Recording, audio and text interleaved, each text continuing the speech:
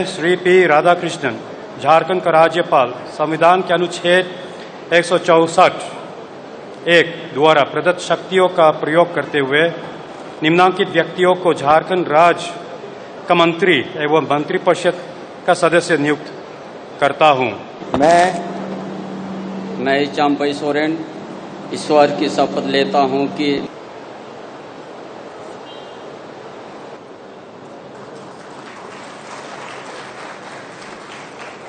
मैं रामेश्वर उरांव ईश्वर की शपथ लेता हूं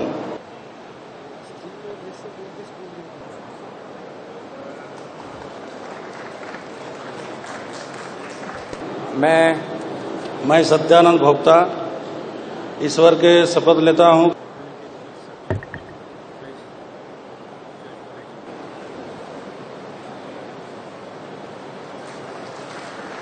मैं वैद्यनाथ राम ईश्वर की शपथ लेता हूं कि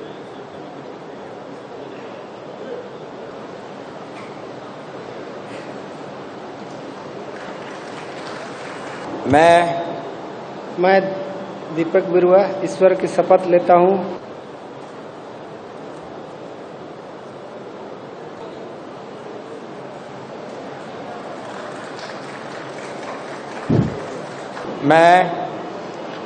मैं बन्ना गुप्ता ईश्वर की शपथ लेता हूं कि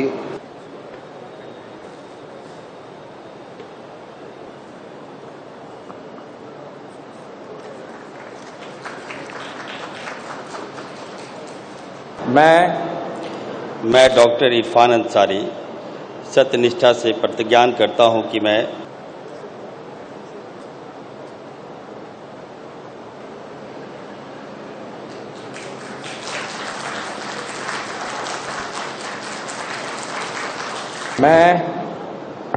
मिथिलेश कुमार ठाकुर ईश्वर की शपथ लेता हूं।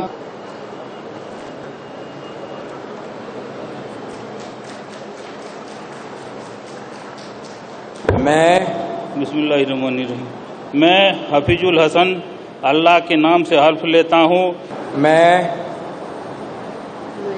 बेबी देवी ईश्वर की शपथ लेती हूँ।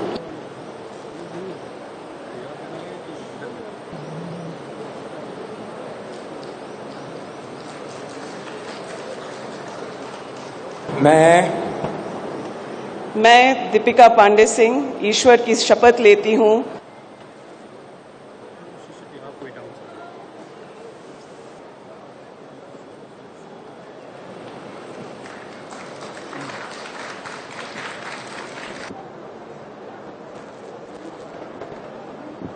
अब तो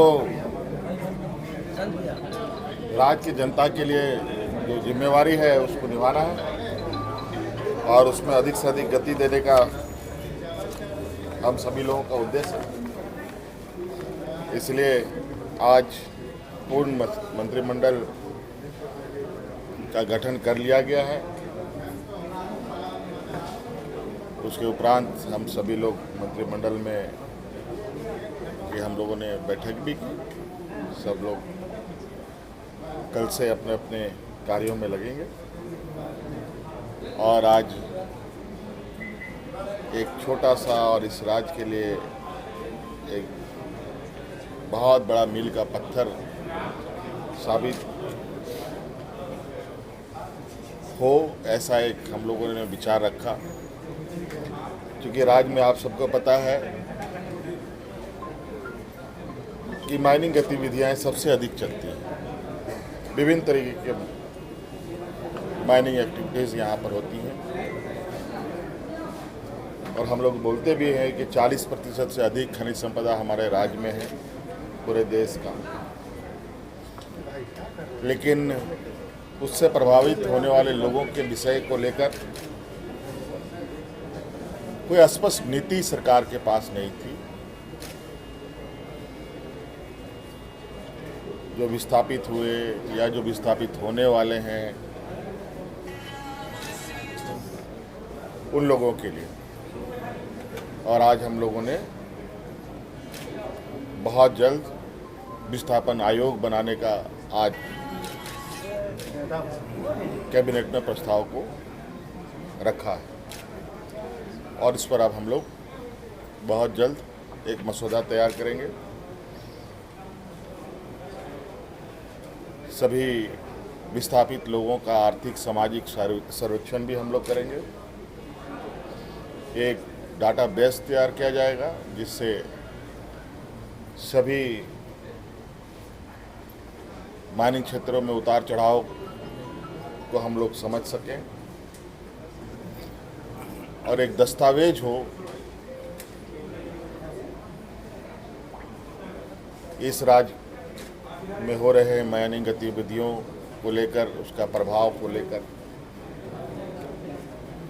हमारे लोग क्या खोते हैं, क्या पाते हैं, किनको क्या मिला नहीं मिला,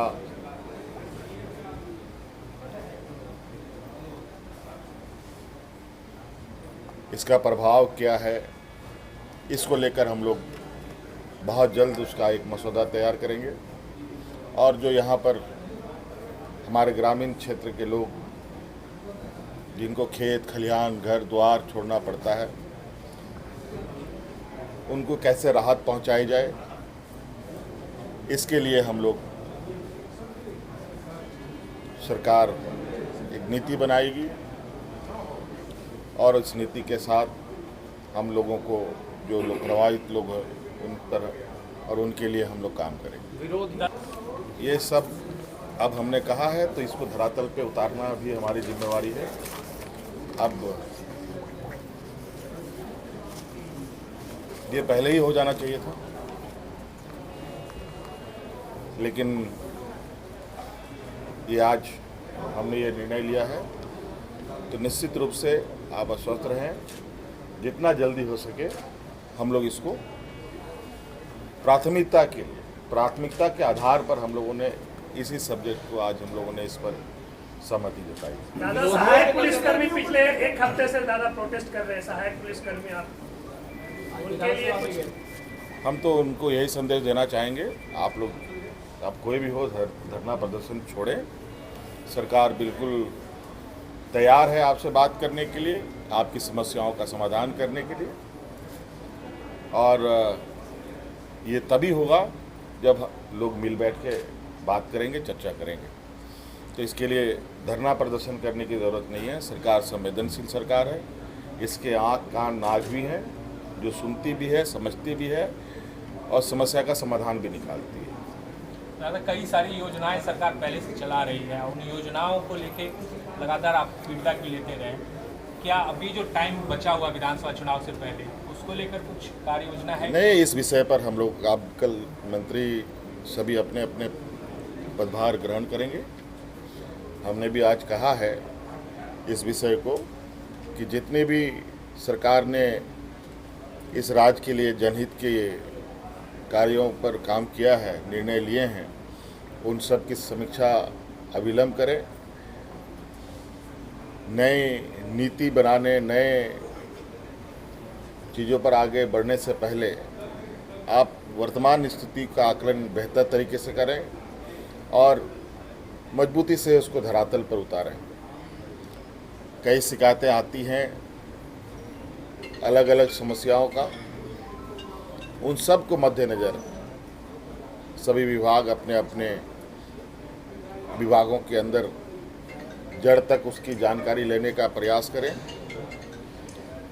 और जो सवाल हैं, जो समस्या है, उसका समाधान ढूंढें। आपकी सरकार, आपके द्वार कार्यक्रम क्या फिर से चलेगा, जो फाइनल स्टेज में पहले से घोषणा इसकी हो चुकी है? मतलब देखिए, अभी हम लोगों ने तो ये प्रारंभ किया ही है। कई बार सरकार आपके द्वार के कार्यक्रम हुए हैं और हमारा प्रयास है, हमने पहले भी कहा है कि हमारी सरकार प्रोजेक्ट बिल्डिंग से नहीं, गांव से चलेगा और इसके लिए कार्य योजना और काम करने के तरीके आने वाले समय में कैसे अपनाए जाएंगे, ये आप लोग को हम लोग समय समय पर बताते रहेंगे। धन्यवाद दादा।